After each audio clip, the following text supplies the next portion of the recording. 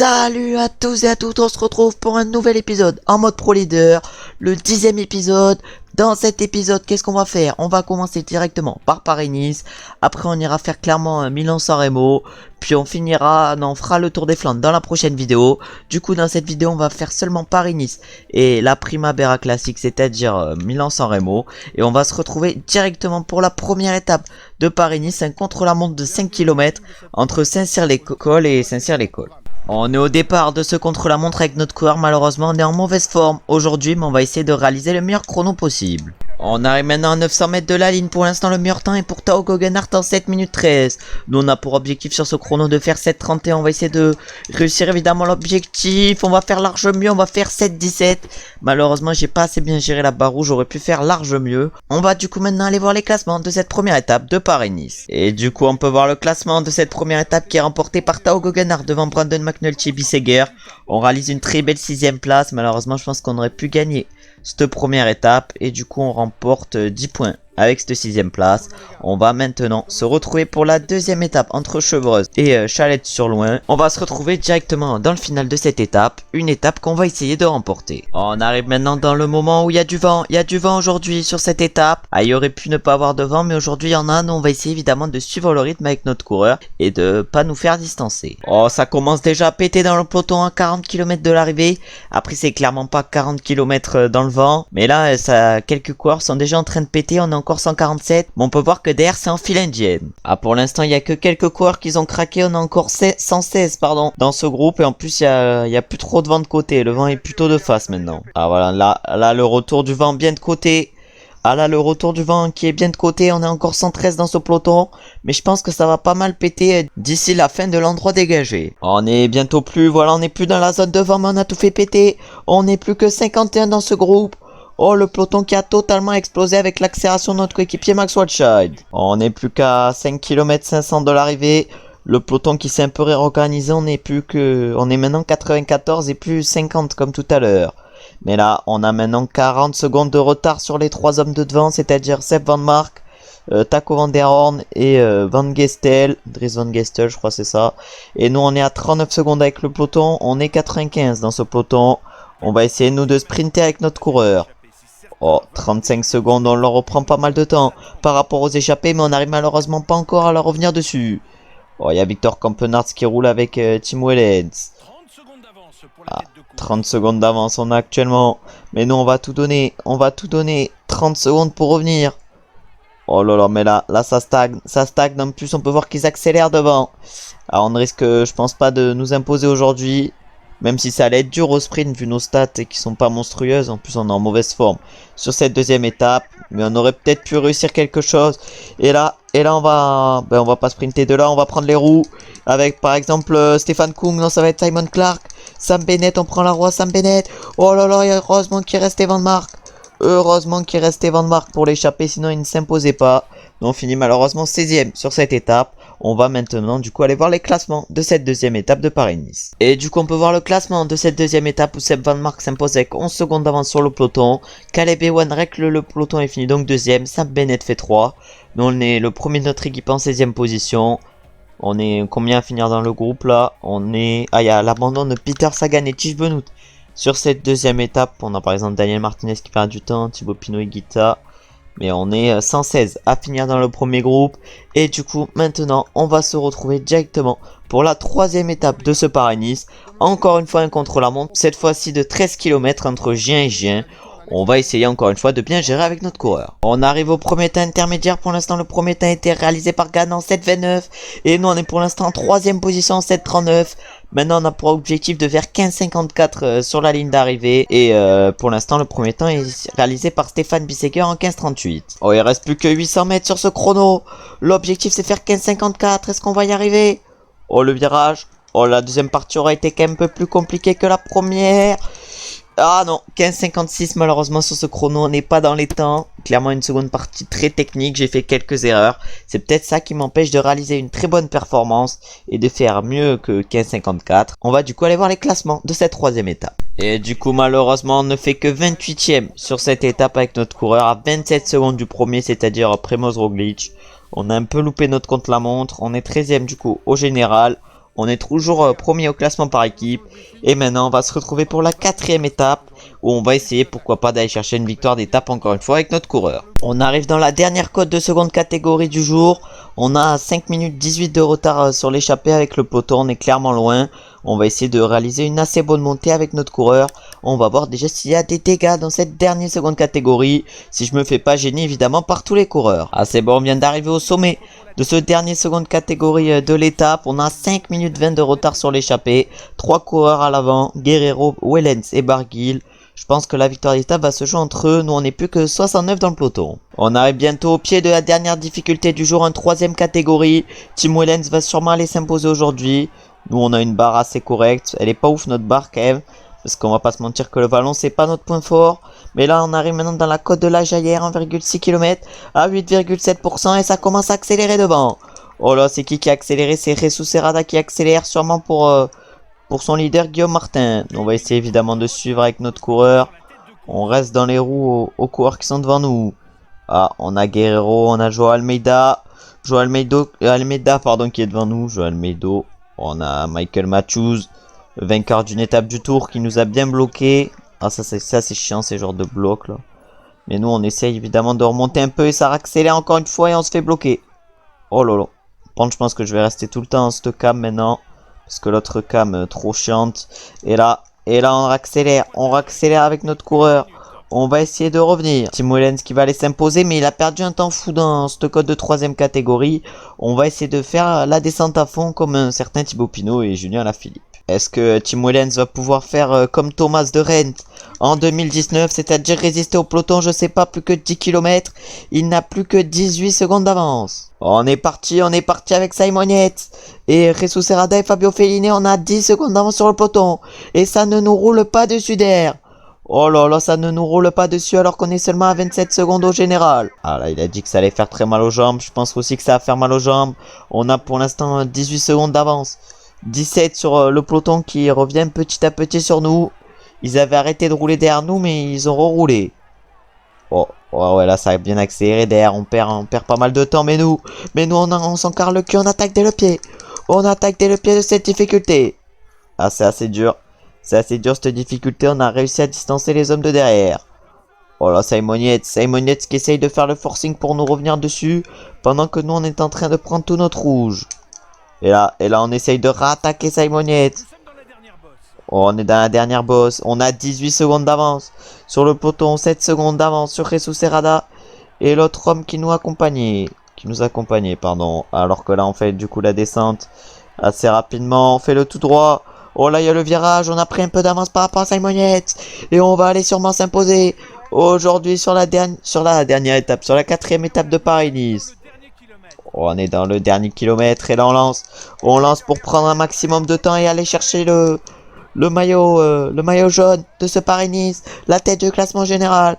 Et voilà, on s'impose sur cette 4e étape de Paris-Nice avec notre coureur. On va donc chercher notre première victoire dans cette vidéo.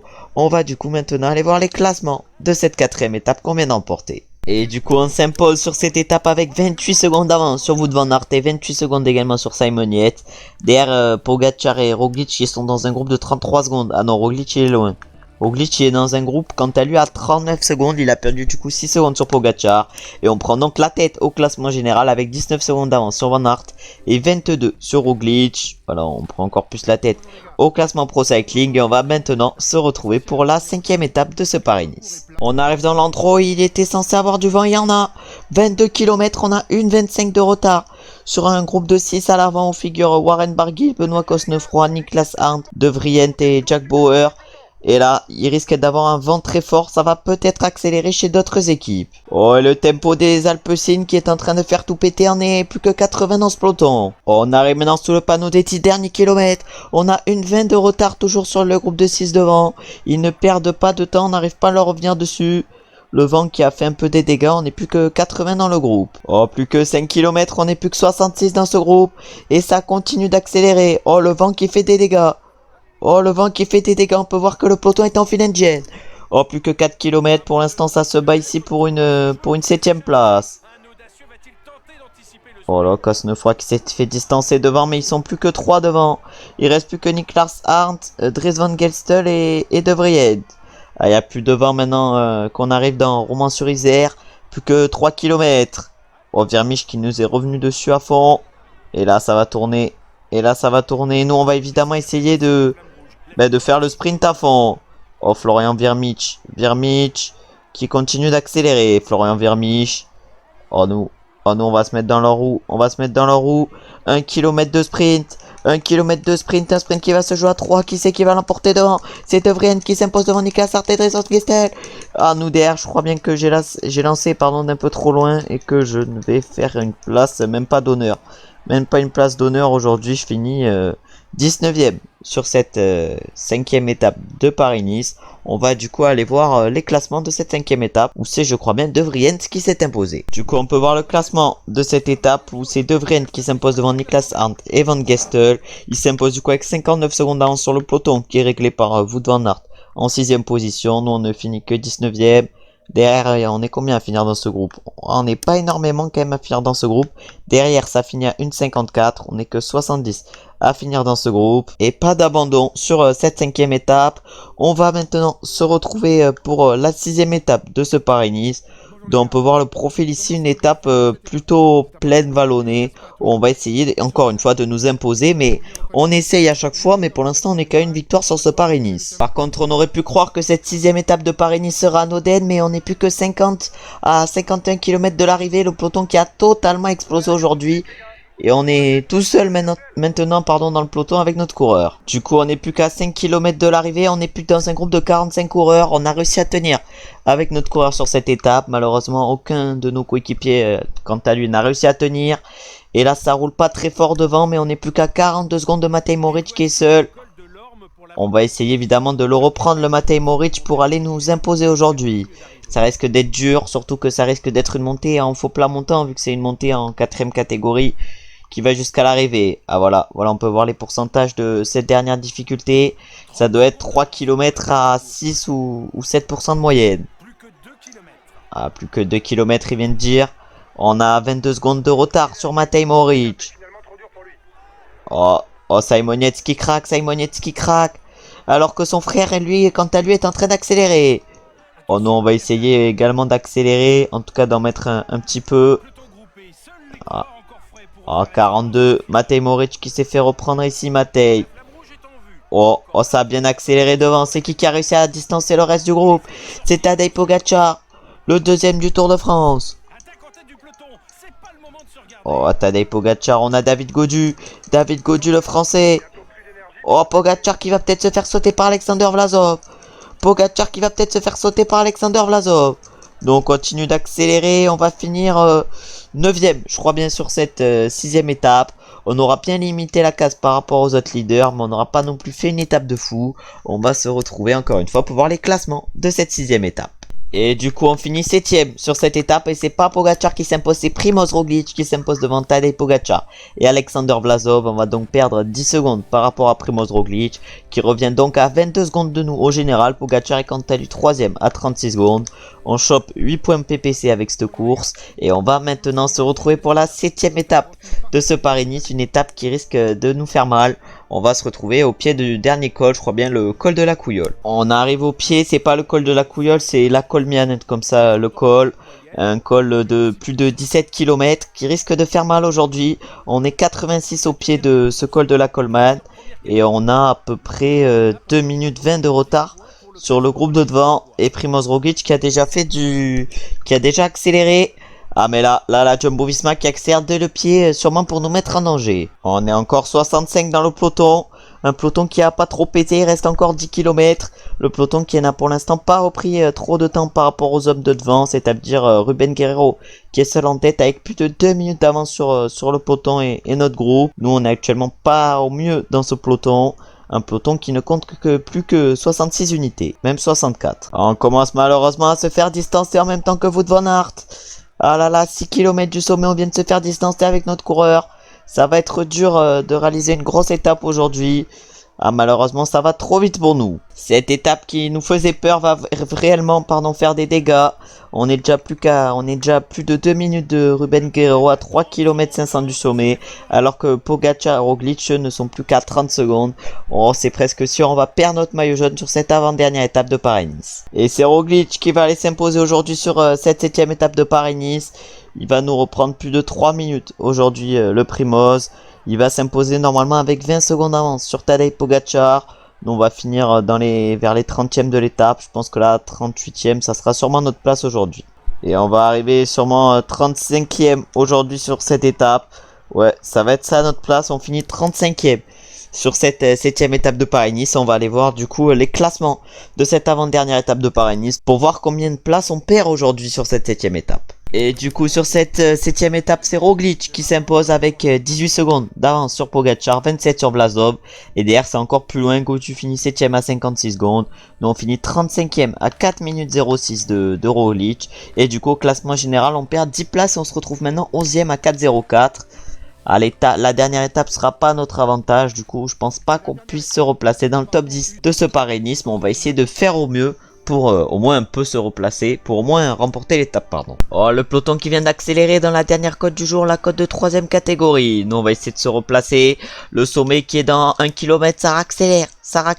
Et c'est qui fait accélérer, c'est les Movistar et nous on va en placer une, On en a mis une grosse. On en a mis une grosse accélération. On en a placé une, mais nous on continue. On continue. Et on va bientôt faire la descente à fond. Allez, on donne tout. On donne tout au moins pour aller chercher. Ouais, j'allais dire pour aller chercher des points, mais on peut pas. Allez, là va falloir faire la descente à fond si on veut aller chercher les hommes de devant. On a 50 secondes de retard sur Pierre Latour. Pierre Latour normalement qui est un très mauvais descendeur. On va voir s'il est aussi nul en descente qu'en IRL. Ouais, là ça remonte. Et là ça remonte, du coup on accélère. On accélère une fois que ça remonte. Oh là là là là. Ah mince, j'ai l'impression que ça remonte jusque dans le final. Oh c'est dur ce que je viens de faire là. Ça va peut-être nous coûter un peu dans le final. Oh mais là on est vraiment sur des pourcentages assez monstrueux. On a 45 secondes de retard malheureusement sur Pierre Latour qui a fait une grosse descente. Ah, on s'y attendait pas, mais il a fait une grosse descente. On est pour l'instant avec Damiano Caruso, Sergio Higuita et Alejandro Valverde. Encore 2 km. Avant l'arrivée, on a 41 secondes de retard sur Pierre Latour qui est seul en tête.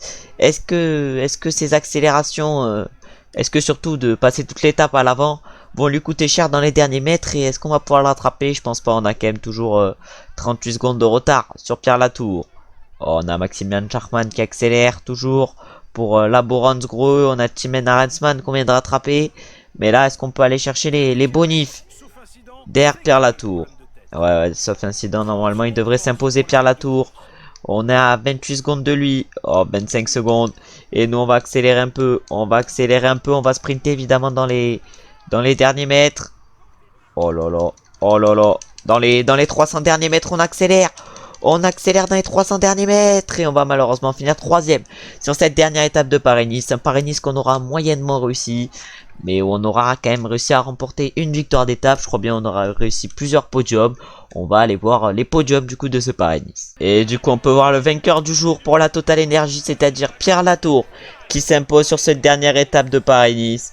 Voilà, au classement général, c'est Primoz Roglic qui s'impose. Au classement par points, c'est nous qui nous imposons avec notre coureur. Au classement du meilleur grimpeur, c'est Ruben Guerrero qui s'impose. Et au classement des jeunes, c'est Tadej Pogacar. On va maintenant du coup aller voir le classement de ce Paris-Nice. Et du coup, on peut d'abord voir le classement de l'étape sur ce Paris-Nice où c'est Latour qui s'est imposé devant Higuita et nous. On finit à 15 secondes. Derrière, ça doit être un peu plus loin. Ouais, derrière 38 secondes pour l'autre groupe. Et au classement général, on finit donc 11ème. Avec notre coureur à seulement 4 secondes du top 10. Guerrero remporte le maillot à pois comme on a pu le voir. Nous remporte le maillot vert. Le maillot blanc pour Pogacar, nous on finit 3. Le classement par équipe pour Laborance-Greux et c'est Ruben Guerrero le plus combatif. On remporte donc 57 PPC. Et du coup malheureusement on ne réussit aucun objectif. On ne progressera pas sur ce Paris-Nice. Et on va maintenant se retrouver pour la dernière course de la vidéo. Malheureusement déjà. C'est-à-dire Milan-San Remo. Un Milan-San Remo où on va essayer évidemment de s'imposer. Pourquoi pas d'accélérer dans la Cipressa ou dans le Poggio. Du coup on est maintenant dans la Cipressa avec notre coureur. On a 1:30 de retard sur les 5 hommes de devant, c'est-à-dire Gavazzi, Ekoff et Barenteksa. Nous on essaye de suivre avec notre coureur. Là ça monte vite mais pas extrêmement vite. C'est les Trek Segafredo qui sont en train d'emmener ce peloton. Sûrement pour Jasper Stuyven je pense dans leur équipe. Je sais même pas pourquoi les Bahrain Victorious n'emmènent pas le peloton vu qu'ils ont Sonny Colbrelli qui est l'un des meilleurs sprinters punchers du peloton. Malheureusement après son malaise cardiaque il est plus aussi performant. Mais je crois pas il a recouru depuis son malaise cardiaque. Pourtant il avait fait une très bonne année avant. On n'est plus qu'à 1 minute 10. Maintenant j'avais dit que j'accélérerais pas dans la Cipressa. Mais pourquoi pas on accélère dans la Cipressa? Oh là là on a accéléré. On a décidé d'accélérer dans la Cipressa.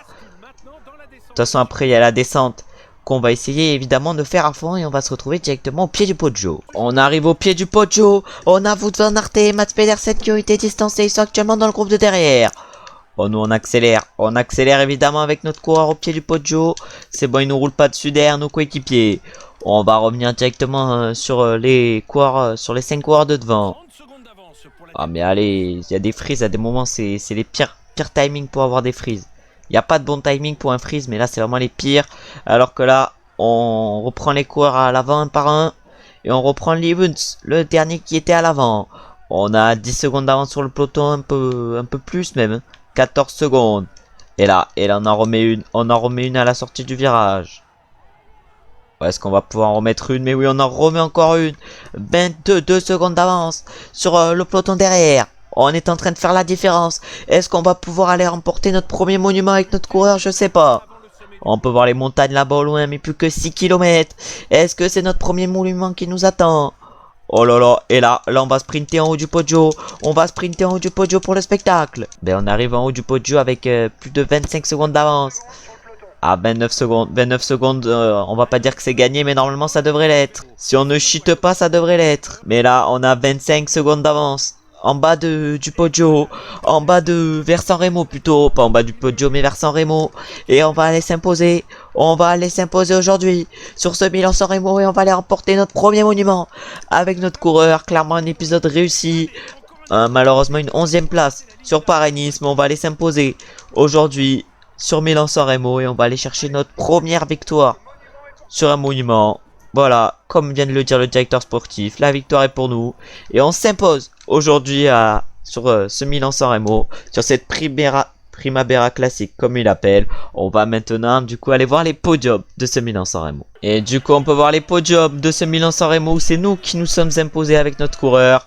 Voilà. Magnifique podium, premier monument pour nous.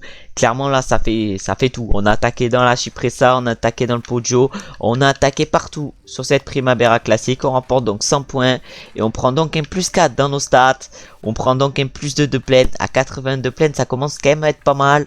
Et après on prend quoi? On prend un plus 1 d'endurance, 81 d'endurance et plus 1 de résistance, 79. Nos stats commencent clairement à être extrêmement intéressantes, 80,6. Ça fait pas mal et du coup dans la prochaine vidéo on ira faire le Tour des Flandres, Paris-Roubaix, Liège-Bastogne-Liège mais également la Brest Cup. Je sais pas si on fera le Dauphiné, je pense pas. Mais du coup, j'espère que la vidéo vous a plu. On se retrouve lundi prochain pour un nouvel épisode en mode Pro Leader. On se retrouve dès mercredi pour un nouvel épisode en mode Pro Cyclist. N'hésitez pas à liker, commenter, vous abonner si la vidéo vous a plu. Ça fait toujours plaisir et ça fait avancer la chaîne. On se retrouve du coup lundi prochain pour le 11e épisode, je crois bien, en mode Pro Leader. Où on ira faire, comme je l'ai dit, les différentes classiques importantes du calendrier. Ciao, ciao, ciao!